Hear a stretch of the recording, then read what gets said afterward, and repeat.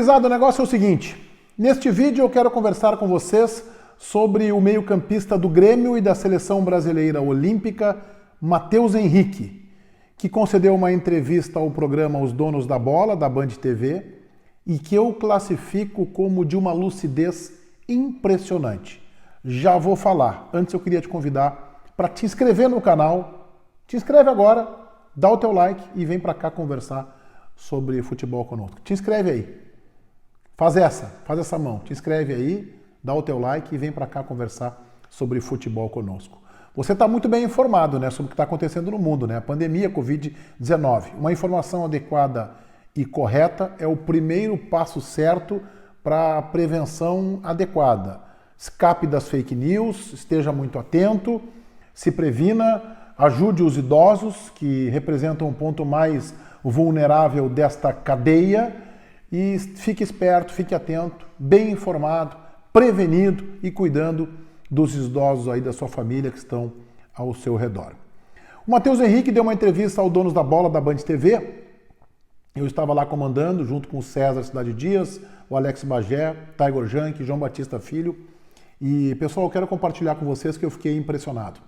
Impressionado com a lucidez deste que ainda é um menino, que está dando os seus primeiros passos como profissional do Grêmio e que demonstrou uma clara evidência, uma forma de ler os fatos elogiável.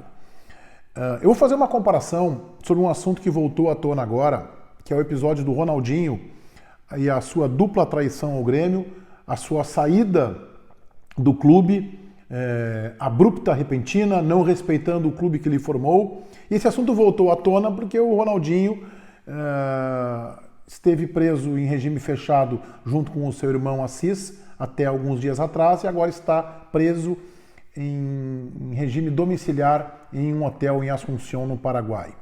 O Ronaldinho não é exemplo de ídolo para nada, mas esse assunto voltou à tona pela prisão do Ronaldinho no Paraguai e do seu irmão Assis.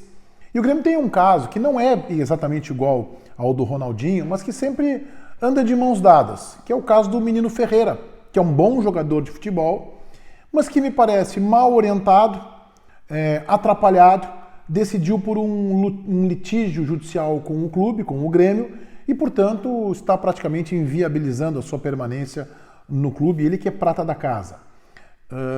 E aí nós chegamos no Matheus Henrique. O Matheus Henrique, pela nossa equipe hoje, ele foi em 2 ou 3 oportunidades da entrevista questionado sobre o seu futuro.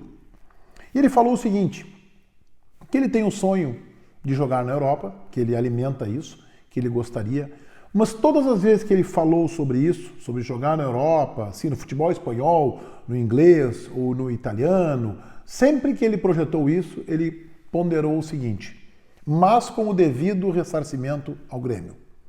E mais, eu estou no Grêmio e eu tenho que primeiro me afirmar no Grêmio, disse o Matheus Henrique, para que depois eu possa pensar numa transição, uma transferência para o futebol europeu. Ele usou a palavra generoso. Mas não basta ser bom para mim.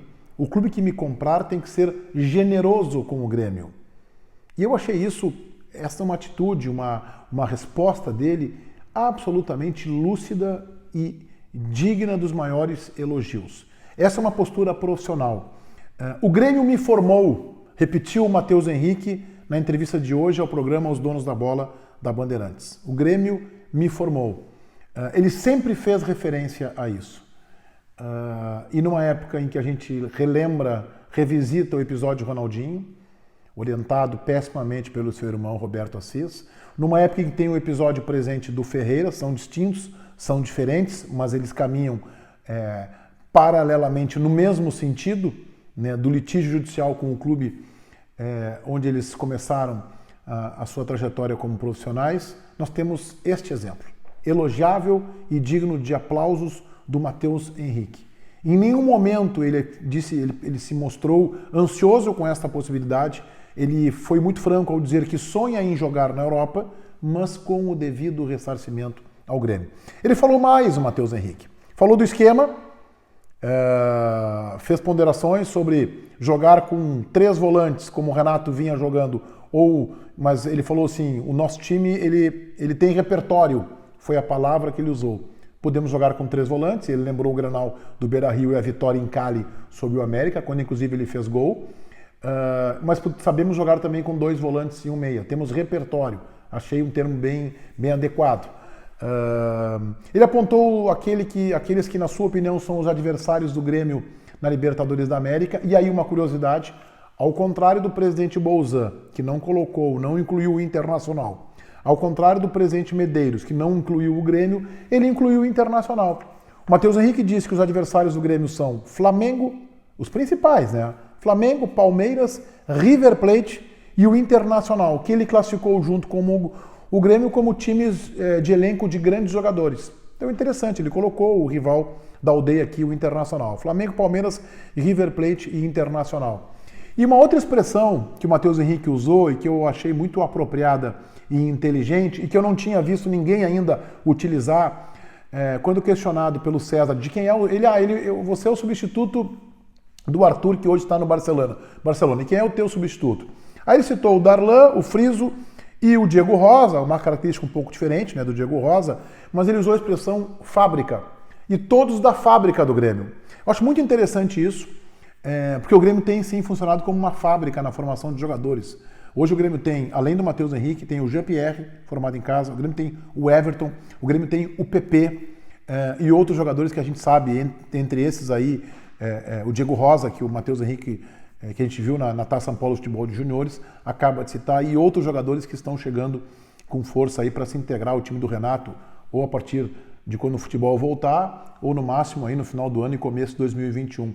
A expressão fábrica é muito adequada e acho que os times do futebol brasileiro têm que realmente pensar nas suas categorias de base como uma fábrica, como um local onde se fabricam jogadores para o time profissional. Gente, a pandemia vai mudar o cenário do futebol mundial.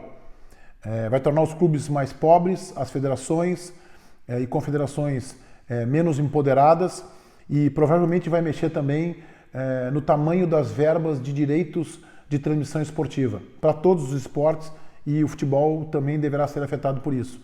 Isso vai tornar os clubes mais pobres e vai ser necessário realmente que se invista mais e com muita qualidade e com muita competência, acima de tudo, nas categorias de base. Mas esse é um outro vídeo que eu vou fazer em seguida, porque eu acho que é um assunto que merece a atenção dos clubes.